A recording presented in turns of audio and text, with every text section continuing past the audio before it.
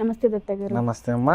దత్త గారు, ఉత్తరాభాద్ర నక్షత్రం వారి విషయానికి వస్తే మరి వారికి ఏ గ్రహ బలం బాగుంది అంటారు, ఏ గ్రహ బలం బాలేదు అంటారు, మరి వారు చేసుకోవాల్సిన పరిహారాలు ఏంటి? శ్రీమాత్రే నమః. సర్వమంగళ మాంగళ్యే శివే సర్వార్థ సాధికే శరణ్యే త్ర్యంబకే దేవి నారాయణి నమోస్తు. అందరికీ నమస్కారం.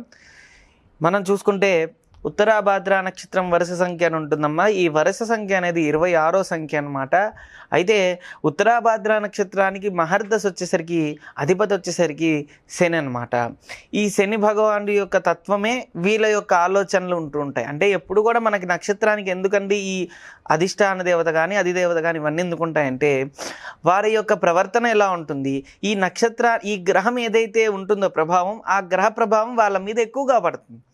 కాబట్టి ఏంటి లక్షణాలు అంటే ఉత్తరాభాద్ర నక్షత్ర యొక్క ప్రభావం ఎలా ఉంటుంది వీళ్ళ మీద అంటే ఎక్కువ శాతం మొండిగా ఉండటం, ఏ పని చేయాలన్నా కాన్సన్ట్రేషన్ పెట్టకుండా ఉండటం, ఏదో ఒక చిన్న చిన్న విషయాల్లోనే బాగా ఇబ్బంది పడుతూ ఉండటం, ఏదైనా సరే చాలా తీక్ష్ణంగా ఆలోచిస్తూ ఉండటం, అలాంటివి జరుగుతూ ఉంటాయన్నమాట. అదేవిధంగా నిదానం, ఎక్కువగా శని సంచారం నిదానంగా జరుగుతుంది కాబట్టి ఏదైనా సరే మనం ఏదో ఆవేశపడిపోతాం. వీళ్ళు ఏ ఆవేశం అనేది ఉండదు. చిన్నగా ఏం కావాలి నీకు, ఏంటి నీ పరిస్థితి ఏంటి అంటే అన్నీ ఆలోచించి ఆచితూచి అడిగేస్తారు అనేది వీళ్ళ యొక్క స్వభావం ఉంటుందన్నమాట. అదేవిధంగా వీరి యొక్క తత్వం గుణం మనం చూసుకుంటే కనుక వీరి యొక్క గణం వచ్చేసరికి మానవ గణం.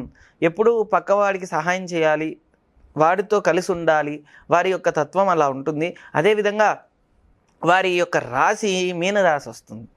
ఉత్తరాభాద్ర నక్షత్రానికి మీనరాశి కాబట్టి మీనరాశికి అధిపతి గురు.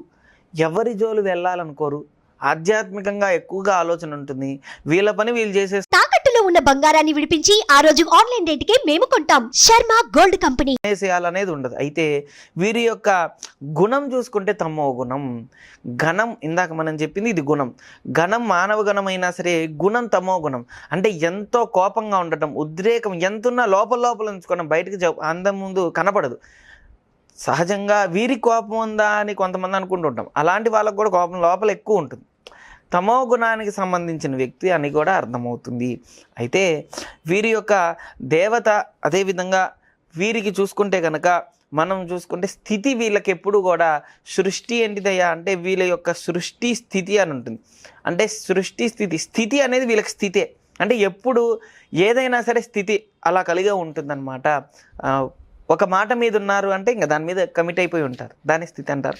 కాబట్టి అలా కలిగి ఉంటుంది. అదేవిధంగా వీళ్ళ యొక్క ఆలోచన, వీళ్ళ మహర్దశలు అంతర్దశలు అన్నీ పరిశీలిస్తే ఏ గ్రహం నీచంగా ఉందో దాన్ని బట్టి దాని ప్రభావం ఎక్కువ ఉంటుందన్నమాట. అదేవిధంగా స్థిర స్వభావం కలిగి ఉంటుంది. ఏదైనా సరే అలా పడి ఉండరు, అంతే. ఏది చేయాలన్నా అన్నిట్లో కూడా వాళ్ళ యొక్క స్వభావం అలా ఉంటుందన్నమాట. అదేవిధంగా మనం చూసుకుంటే ఉత్తరాభాద్ర నక్షత్రానికి రవి నీచంగా ఉంటే ఎక్కువ శాతం రవి కనుక నీచంగా ఉంటే తండ్రి నుంచి సపోర్ట్ లేకపోవడం, తండ్రితో గొడవలు అవుతూ ఉండటం, రాజకీయాల్లో రాణి లేకపోవడం, ఇబ్బంది పడుతూ ఉండటం జరుగుతుంది.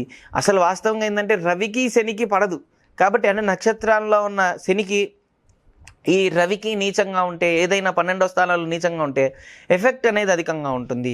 కాబట్టి రవి మంచి స్థితిలో ఉంటే కనుక తండ్రి నుంచి సపోర్ట్ బాగుండటం, ప్రేమ ఆప్యాయత ఎక్కువ ఉండటం, అన్నిట్లో కూడా యోగదాయకంగా ఉండటం, అన్నిట్లో కూడా విజయం సాధించటం జరుగుతుందన్నమాట. అదేవిధంగా రాజకీయంగా కూడా మంచి స్థితి కలగడం, మంచి ప్రావీణ్యత రావడం జరుగుతుంది. చంద్రుడు నీచంగా ఉంటే, జాతకపరంగా చంద్రుడు కనుక నీచంగా ఉంటే మానసికంగా అధికమైన సమస్యలు ఉండటం, ఎక్కువ శాతం మానసికంగా ఇబ్బందులు పడుతూ ఉండటం, తిండి మీద జాస లేకపోవడం, తినాలనపడకపోవడం, తింటున్నప్పుడే కంచాలు ఇసిరి కొట్టడం, ఇలాంటివి చంద్రుడు నీచంగా ఉంటేనే జరుగుతుంది. అంటే ఎదుటి వ్యక్తిలో ప్రేమలో లోపం ఉండటం కూడా చంద్రుడు నీచంగా ఉండటమే జరుగుతుంది. చంద్రుడు కానీ రవి కానీ మంచి స్థితిలో రావడానికి, రవి మంచి స్థితిలో రావడానికి ఏం చేయాలంటే రవి కవచం చదువుకోవాలి. అదేవిధంగా చంద్రుడు మంచి స్థితిలో రావడానికి చంద్ర కవచం, అదేవిధంగా సోమవారం ఎక్కువ శాతం రుద్రుడికి పూజా కార్యక్రమాల్లో పాల్గొనడం, అభిషేకం కానీ అదేవిధంగా శివుడికి సంబంధించిన ఆరాధన కానీ చేస్తే కనుక వీరికి మంచి ఫలితం వస్తుందన్నమాట. కుజుడు నీచంగా ఉంటే రుణబాధ ఎక్కువ ఉండటం, రుణ సంబంధమైన విషయంలోనే ఇరుక్కుంటూ ఉండటం, అంటే ఇతనికి సంబంధం లేని విషయంలో కూడా వెళ్ళి మధ్యవర్తులుగా ఉండటం వల్ల ఇబ్బందులు పడుతూ ఉండటం, అదేవిధంగా ప్రతి దానిలో కూడా ఆటంకాలు కలుగుతూ ఉండటం జరుగుతుందన్నమాట. అంటే రుణం భూమి సంబంధించింది డెవలప్మెంట్ అవ్వకపోవడం, భూమిలో కలిసి రాకపోవడం, భూమి సంబంధించిన దానిలోనే ఇబ్బందులు పడుతూ ఉండడం జరుగుతుంది కుజుడు నీచంగా ఉంటే. కుజుడు వీరి జాతక పరంగా వాస్తవంగా నక్షత్రానికి మనం చూసుకుంటే రాశికి పడదనమాట. నక్షత్రానికి అధిపతి శని కుజుడికి పడదు, కాబట్టి ఎఫెక్ట్ కొద్దిగా ఎక్కువ ఉంటుంది. మంచి స్థితిలో ఉందనుకోండి కుజుడు కనుక రివర్స్లో జరుగుతాయి.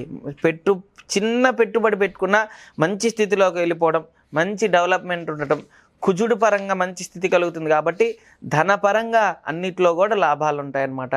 కుజుడు బాగుండటానికి ప్రతినిత్యము సుబ్రహ్మణ్యేశ్వర స్వామి ఆరాధన చేయడం అన్నిట్లో కూడా మంచి యోగదాయకంగా ఉంటుంది. అన్నిట్లో కూడా బాగా అన్నిట్లో విశేషంగా కలిసి వస్తుందన్నమాట. సుబ్రహ్మణ్య స్వామి ఆరాధన చేయాలి. బుధుడు బాగాలేకపోతే చేసే జాబ్లో కానీ చేసే ఏదైనా సరే ఆటంకాలు కలుగుతుంటాయి. అలాంటివి కలగకుండా ఎక్కువ శాతం బుధ కవచం చదువుకోవడం మంచి ఫలితాన్ని ఇస్తుంది. విష్ణు సహస్రనామం చదువుకోవడం, అదేవిధంగా మనం చూసుకుంటే లక్ష్మీ నృసింహస్వామి ఆరాధన చేస్తే కనుక వీరికి విశేషమైన ఫలితం అనేది వస్తుంది. బుధుడు నీచంగా ఉంటే, గురు నీచంగా ఉంటే ఏం జరుగుతుందంటే, మీనరాశి కదమ్మా, మీనరాశికి అధిపతి గురు కాబట్టి గురు నీచంగా ఉన్నాడనుకో ప్రతి దానిలో ఆటంకాలు కలుగుతూ ఉండటం, చదువుకునే చదువే 10 సార్లు స్కూల్ కానీ కాలేజీలు కానీ మారుతూ ఉండటం, చదువు తక్కువ కాలేజీలు ఎక్కువ. కాబట్టి ఇలాంటి ప్రాబ్లం లేకుండా గురు కవచం చదువుకోవడం వల్ల మంచి ఫలితం వస్తుంది. దత్త కవచం, దత్తాత్రేయ స్వామి స్తోత్రం, దత్త ఆరాధన చేస్తే వీరికి ఖచ్చితంగా కలిసి వస్తుంది.